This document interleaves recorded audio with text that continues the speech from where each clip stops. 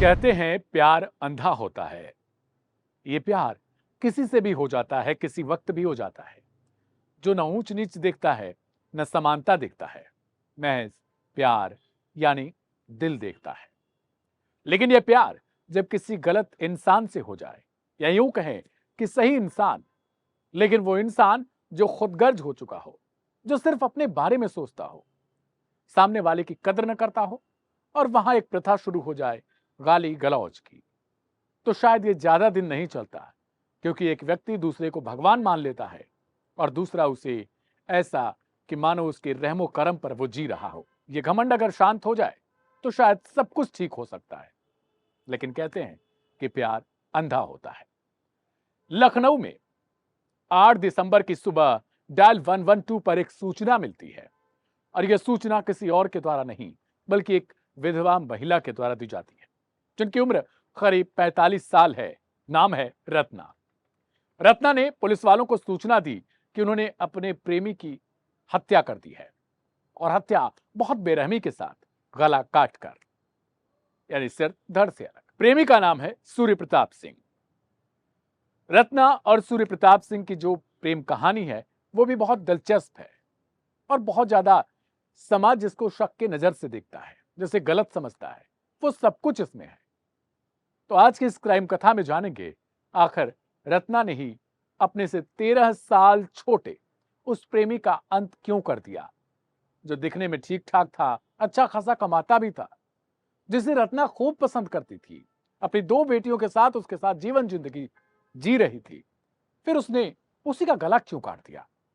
इस कहानी को समझने के लिए हमें सीधे 2012 में दस्तक देनी पड़ेगी। साल 2012, स्थान लखनऊ, बीबीडी थाना क्षेत्र।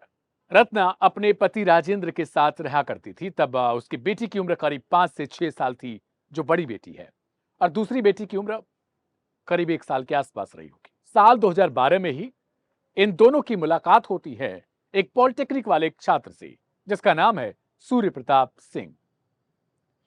सूर्य प्रताप कई बार रत्ना से मिल चुका था, ऐसे ही अगल बगल घूमते टहलते। उस वक्त तो रत्ना को दीदी बुलाया करता था, और तब उसने कहा था कि दीदी, अगर कोई काम हो ट्यूशन पढ़ाने का तो मैं पढ़ा लिखा हूं, और कॉलेज आया जाया करता हूं, मेरे पास समय भी रहता है।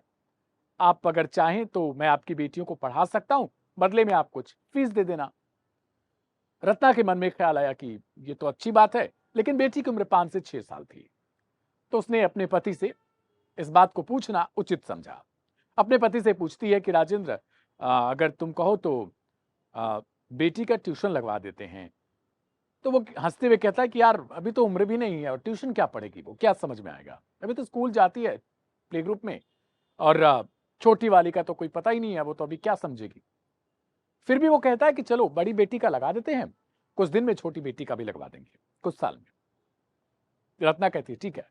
अगली बार जब मुलाकात होती है तो वो लड़के को बोल देती है, यानी सूर्य प्रताप को बोल देती कि आ जाया करो आप पढ़ाने के लिए शाम के वक्त।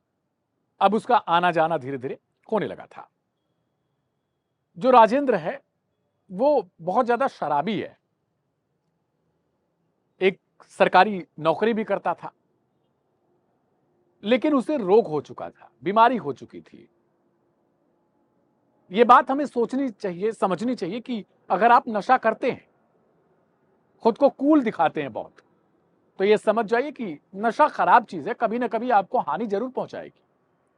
राजेंद्र के साथ भी यही होता है। साल 2014 आते आते राजेंद्र की मौत हो जाती है पीलिया के कारण। अब रत्ना जो है वो अकेली रहने लगी, जो कि ट्यूशन पढ़ाने के लिए अक्सर सूर्य आया करता था। साल दर साल सूर्या की पढ़ाई भी उधर पूरी हो रही थी, और अब धीरे धीरे 3 से 4 साल, 15-16 आते आते सूर्या रत्ना को गलत तरीके से देखने लगा, दूसरे तरीके से। अभी कुछ साल पहले वो दीदी कहा करता था,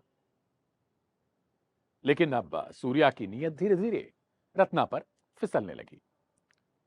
रत्ना के मन में भी यही ख्याल आने लगा, क्योंकि विधवा हो चुकी थी, 2 साल से पति की मौत भी 2014 में हो चुकी है, अकेली रहती थी, 2 बच्चियां हैं, उम्र भी बहुत कम है। सिलसिला अब धीरे धीरे मोहब्बत का पकड़ लेता है। पहले दीदी और अब प्रेमिका बनने वाली थी। लेकिन रत्ना के घर वालों को भी लगता है ऐसा, ससुरालियों को, कि कुछ तो गलत है। इधर दूसरी तरफ जो सूर्या है, उसके पिता नरेंद्र को भी लगता है कि ये गलत कर रहा है। कुछ ही दूर पर जो है उसके पिता का निवास स्थान था, यानी इसका घर, सूर्या का। अब अक्सर करके वो ज्यादा समय जो है वो रात रात भी रुकने लगा था रत्ना के घर पर।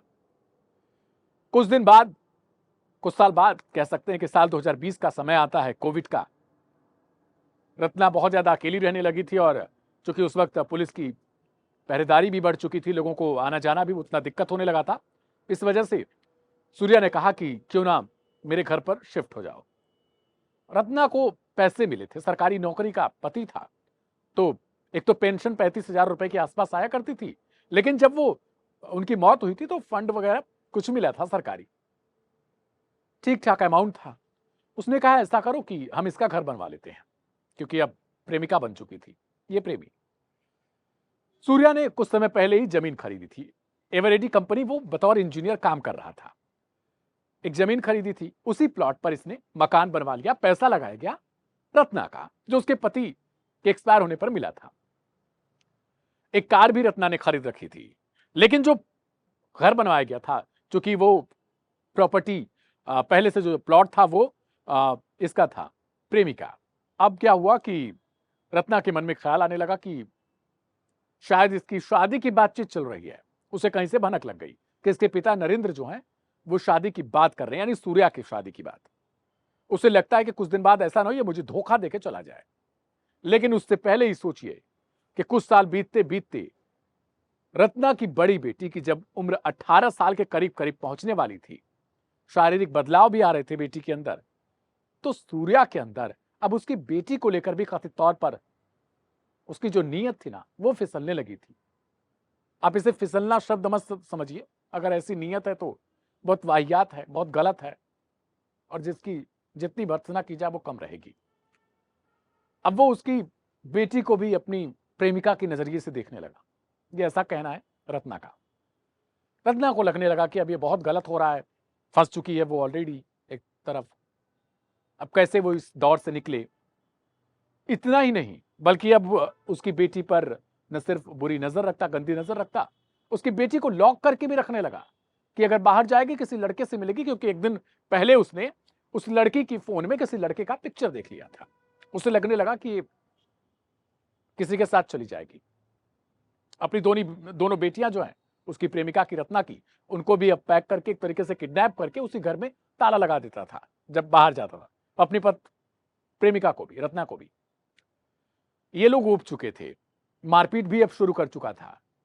रत्ना का कहना है कि 7 दिसंबर को कुछ ऐसा हुआ जिसके बाद यह कदम उठाना पड़ा। दरअसल 7 दिसंबर की रात में जब सूर्या बाहर से आता है तो अपनी एक तरीके से अब तो बेटी ही अडॉप्टेड थी, हालांकि शादी इन लोगों ने की नहीं थी, तो उस अपनी प्रेमिका की बेटी को कमरे में खींच कर ले जाता, उसको मारता पीटता है इसी बात पर कि जो लड़के की इमेज थी वो कहां से आई और किस लड़के से ये बातचीत करती है।